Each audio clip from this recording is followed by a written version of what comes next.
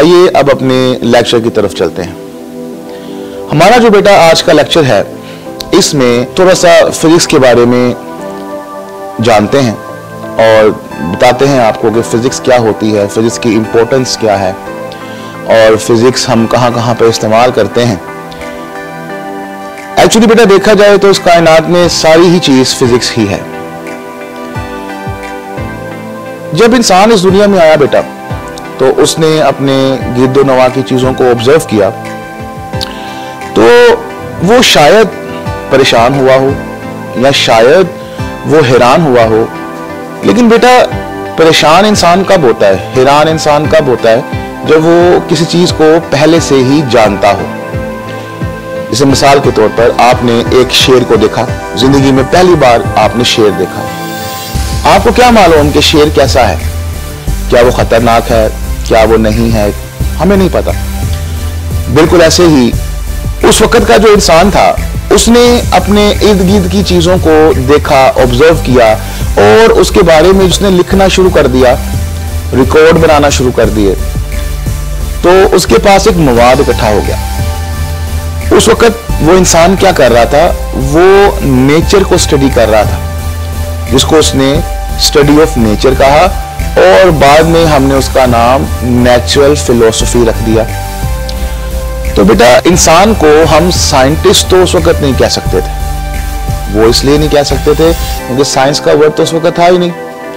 फिर क्या कहते थे? हम उस वक्त के इंसान को साइंटिस्ट की बजाय फिलोसोफर कहते थे। ये फिलोसोफर स्टडी करता था नेचर की, रिकॉर्ड्स मेंटेन करता था और लिखता रहता था। फिर एक टाइम आ गया, इतना रिकॉर्ड मेंटेन हो गया, इतना डाटा आ गया कि वो समझना मुश्किल हो गया। तो फिर उसको डिवाइड करना पड़ गया और फिर वक्त आ गया कि हम इस नेचुरल फिलोसफी को डिवाइड कर दें। और बेटा इसको फिर दो हिस्सों में डिवाइड किया गया। पहला बायोलॉजिकल साइंसेस। बेटा बायोलॉजिकल साइंसेस जो है वो स्टडी ऑफ लिविंग थिंग्स होती है, जिसके अंदर प्लांट्स, बर्ड्स, एनिमल्स, ह्यूमंस आ जाते हैं। और दूसरा हिस्सा वो था फिजिकल साइंसेस, जिसको हम study of non living things कहते हैं। इसके अंदर बेटा आपके पास टेबल्स, चेयर्स, बैटरीज, अर्थ, स्टार्स, हर वो चीज जो लिविंग थिंग नहीं है वो इसमें आ जाती है। क्योंकि हम फिजिक्स से ताल्लुक रखते हैं तो हमारा रिलेशन जो है वो फिजिकल साइंसेस से बनता है। फिर फिजिकल साइंसेस को मजीद कैटेगराइज किया गया, जो डाटा बहुत ज्यादा था। फिर इसको डिवाइड किया गया मुख्तलिफ सब्जेक्ट्स में, जिसमें फिजिक्स है, केमिस्ट्री है, जियोलॉजी है, एस्ट्रोनॉमी है। बेटा केमिस्ट्री में आप लोग केमिकल रिएक्शंस पढ़ते हैं, बैटरीज, सेल्स, आयंस वगैरह के बारे में आप लोग स्टडी करते हैं। और जियोलॉजी में बेटा आप लोग स्टडी ऑफ अर्थ करते हैं। आज जमीन का सेंटर इतना गर्म क्यों है वो हम जियोलॉजी में पढ़ते हैं। जमीन के अंदर क्या क्या मौजूद है वो हम जियोलॉजी में पढ़ते हैं। एस्ट्रोनॉमी में आप study of planet, study of stars etcetera, इन सब चीजों के बारे में पढ़ते हैं। हमारा काम जो है वो ये है कि फिजिक्स क्या होती है। Physics is basically the study of matter, energy and their relationship. Physics जो है बेटा मैटर की स्टडी है, एनर्जी की स्टडी है और इन दोनों के दरमियान जो रिलेशनशिप होता है उसकी स्टडी है। इन तीनों को समझना बहुत जरूरी है। तो आइए इसको देखते हैं वन बाय वन कि मैटर, एनर्जी और इनका आपस में क्या रिलेशनशिप है। सो बेटा हम लोग पहले बात करते हैं मैटर की। याद रखिएगा स्टूडेंट्स, हर वो चीज जिसके अंदर दो कैरेक्टरिस्टिक्स पाई जाए वो मैटर कहलाती है। पहला मास हो उसका और दूसरा उसका कोई ना कोई फिजिकल वॉल्यूम हो। क्या मतलब है इसका मास का और फिजिकल वॉल्यूम का? आइए इसको देखते हैं। इसके लिए बेटा हम लोग एक ऑब्जेक्ट कंसीडर करते हैं। लेट्स से कि वो ऑब्जेक्ट आपके सामने एक वुडन बॉक्स है। अगर आप इस वुडन बॉक्स को देखें तो ये वुडन बॉक्स का एक मैस है। इसने अपने पास एक मैस रखा हुआ है, इसके अंदर लकड़ी का इस्तेमाल हुआ है, एक खास मिकदार इस्तेमाल हुई है। और दूसरा इसका कोई ना कोई हुजम भी है, इसका कोई ना कोई वॉल्यूम भी है, इसने कोई ना कोई जगह भी घेरी हुई है। तो लिहाजा वुडन बॉक्स है ये मैटर हुआ, क्योंकि इसमें मैस भी पाया जा रहा है और इसका फिजिकल वॉल्यूम भी है। तो ये एक सॉलिड की फॉर्म है। तो लिहाजा जितने भी बेटा आपके गिरदोनवा में सॉलिड्स मौजूद हैं, लाइक ग्लास है, बेड है, चेयर है, टेबल है, ये तमाम चीजें सॉलिड्स हैं, ये मैटर है। इसी तरह बेटा अगर हम लोग बात करते हैं किसी लिक्विड की, लाइक पानी, अगर आप बेटा पानी किसी गिलास में डालें तो एक खास अमाउंट जो है उसके अंदर आएगी, उसका खास मास होगा और उसका वॉल्यूम भी होगा, क्योंकि एक गिलास में आप एक जग के बराबर पानी तो नहीं डाल सकते, उतना ही आएगा जितना उस गिलास का वॉल्यूम होगा। लिहाजा जो लिक्विड है वो भी मैटर की है।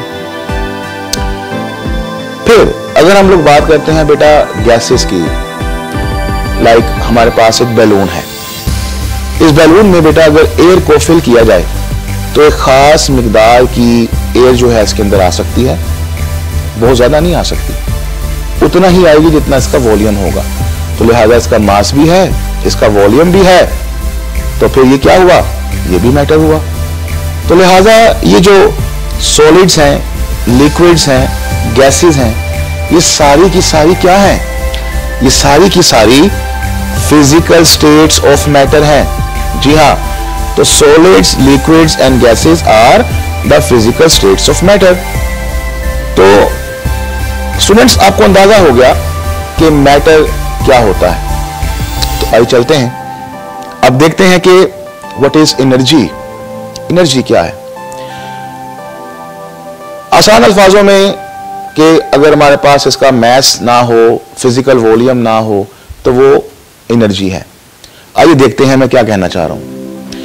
देखिए स्टूडेंट्स, मेरे पास ये एक स्पीकर है, इस स्पीकर में से आवाज निकल रही है, साउंड निकल रही है। क्या ये साउंड आप फिजिकली बता सकते हैं इसका वॉल्यूम कितना है, या आप साउंड आप बता सकते हैं कितने मास की ये साउंड है? नहीं ना। लिहाजा साउंड एनर्जी की फॉर्म है। बिल्कुल इसी तरह ये सूरज है, सूरज अपनी शुआएं हीट की फॉर्म में अर्थ तक पहुंचाता है। तो क्या आप इसका मास मालूम कर सकते हैं, इसका वॉल्यूम मालूम कर सकते हैं? नहीं ना। तो लिहाजा ये भी एक एनर्जी की फॉर्म है जिसको हम लोग हीट कहते हैं। बिल्कुल ऐसे ही हमारे पास जो लाइट पहुंचती है सूरज की जमीन तक, जो हम जमीन पर दिन के वक्त देखते हैं, किसकी वजह से देखते हैं? लाइट की वजह से। क्या इसका कोई मास है, क्या इसका कोई वॉल्यूम है? नहीं ना। लिहाजा ये जो लाइट है वो भी एक एनर्जी है।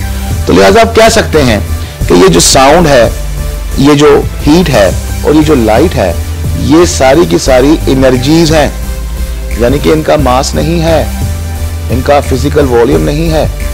तो ये क्या हुई? ये एनर्जीज हुई। तो यू स्टूडेंट्स आपको यहां तक तो अंदाजा हो गया कि मैटर क्या है, एनर्जी क्या है। तो आइए अब देखते हैं इनका रिलेशनशिप आपस में क्या है।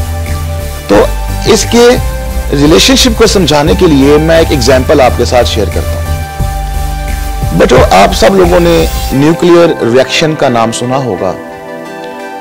न्यूक्लियर रिएक्शन में क्या होता है? एक हमारे पास यूरेनियम होता है, उसको न्यूट्रॉन के साथ बम्बार्ड करवाया जाता है। जब वो उसके साथ बम्बार्ड होता है तो वो उसके फ्रैगमेंट्स बन जाते हैं, उसके छोटे छोटे हिस्से बन जाते हैं, और साथ में वो ह्यूज अमाउंट ऑफ एनर्जी भी जो है वो निकालता है। तो आप अगर गौर से देखें, ये न्यूट्रॉन और यूरेनियम ये क्या है? ये मैटर हैं। और मैटर फाइनली देखें किस में कन्वर्ट हो रहे हैं? फाइनली ये मैटर जो है वो किस में कन्वर्ट हो रहा है? एनर्जी में। तो लिहाजा मैटर को एनर्जी में कन्वर्ट किया जा सकता है। अब आप सोच रहे होंगे कि क्या एनर्जी को मैटर में कन्वर्ट किया जा सकता है? बिल्कुल किया जा सकता है, लेकिन स्टूडेंट्स वो हम लोग सेकंड ईयर में पढ़ेंगे पेयर प्रोडक्शन के आर्टिकल के अंदर। आप बस ये देख सकते हैं इस एग्जांपल से कि किस तरह से मैटर और एनर्जी आपस में एक दूसरे के साथ रिलेशनशिप रखते हैं। तो यहां तक स्टूडेंट्स आपको मालूम हो गया कि मैटर क्या है, एनर्जी क्या है और इनका आपस में रिलेशनशिप क्या है। आप समझ सकते हैं हमारे पास ये दुनिया में कायनात के अंदर जो भी किस्म की एनर्जी है, जो भी किस्म का मैटर है, वो हम लोग फिजिक्स में पढ़ते हैं और वो आपस में रिलेशन रखते हैं। बेसिकली इस कायनात में सब कुछ क्या है, फिजिक्स ही तो है। अब बेटा केमिस्ट्री की बात करते हैं। केमिस्ट्री में आप लोग आयंस पढ़ते हैं, इलेक्ट्रॉन्स पढ़ते हैं, न्यूट्रॉन्स पढ़ते हैं। ये सब किसके अंदर पाए जाते हैं, मैटर में पाए जाते हैं। और मैटर किसकी स्टडी है, फिजिक्स की। अब जियोलॉजी में अर्थ के बारे में पढ़ते हैं, जमीन के बारे में पढ़ते हैं। जमीन क्या है, सॉलिड है। जमीन क्या है, मैटर है हमारे पास, हम फिजिक्स में पढ़ते हैं। आप रेडियो एक्टिविटी के बारे में पढ़ते हैं, आप सनलाइट के बारे में पढ़ते हैं, एनर्जीज के बारे में, साउंड के बारे में पढ़ते हैं। सब किससे बिलोंग करती हैं, हम फिजिक्स में पढ़ते हैं। तो यूं आप कह सकते हैं कि फिजिक्स जो है बेटा वो हमारे पास एक फंडामेंटल है। स्टूडेंट्स, फिजिक्स की इंपॉर्टेंस का अंदाजा आप यूं भी लगा सकते हैं कि ये हमें बताती है कि हम यूनिवर्स को किस तरीके से ऑर्गेनाइज करें। अब अल्लाह ने हमें बना दिया, अल्लाह ने हमें अकल दे दी, तो हमने उससे रिकॉर्ड बनाए और अब हम इस मुकाम पर आ गए हैं कि अपनी मर्जी से चीजों को जो है वो अरेंज करवा सकते हैं। फिर जैसे कि आपको मैंने बताया, केमिस्ट्री है, जियोलॉजी है, एस्ट्रोनॉमी है, सबके अंदर आप मैटर और एनर्जीज पढ़ते हैं, वो फिजिक्स है। तो लिहाजा physics is the most fundamental in sciences. और नेक्स्ट इंपॉर्टेंट बात कि फिजिक्स एक एक्सपेरिमेंटल साइंस है। इस जो कुछ भी हम लोग बात कर रहे हैं ये बेटा हम बिला वजह नहीं कर रहे, सबके एक्सपेरिमेंट्स मौजूद हैं। तो हम हर चीज का एक्सपेरिमेंट करते हैं और फिर उसके बाद हम ये बात कहते हैं। तो लिहाजा ये एक्सपेरिमेंटल साइंस है। और फिर फिजिक्स की मदद से हमें दुनिया को नए अंदाज से देखने का मौका मिलता है। हम दुनिया को बदल के रख देते हैं। अगर आप आज की फिजिक्स का कंपैरिजन करें उस फिजिक्स से जो 17वीं सदी या 18वीं सदी में पढ़ाई जाती थी, जमीन आसमान का फर्क है। उस वक्त तो इलेक्ट्रॉन के बारे में पता भी नहीं था और आज हम इलेक्ट्रॉन किस चीज से बने हैं वो बता सकते हैं। तो लिहाजा हम इसको नए अंदाज से देखते हैं और उसको चेंज भी कर सकते हैं। तो स्टूडेंट्स, इस लेक्चर में आपने ये देखा कि किस तरह से नेचुरल फिलॉसफी जो है वो साइंस में कन्वर्ट हुई और जरूरत के साथ साथ हमने इसको डिफरेंट चीजों में डिवाइड करना शुरू कर दिया और फिजिक्स की इंपॉर्टेंस आप लोगों को थोड़ी सी पता लगी। अब